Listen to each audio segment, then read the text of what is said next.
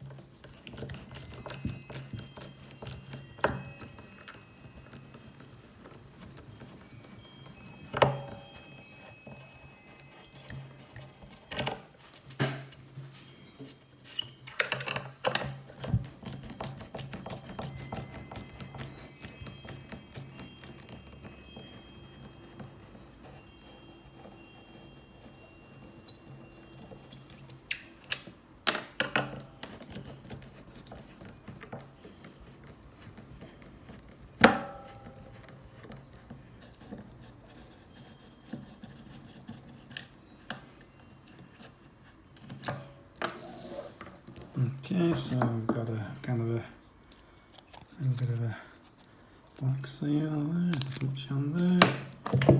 There's the neck. So pull it out. There we go.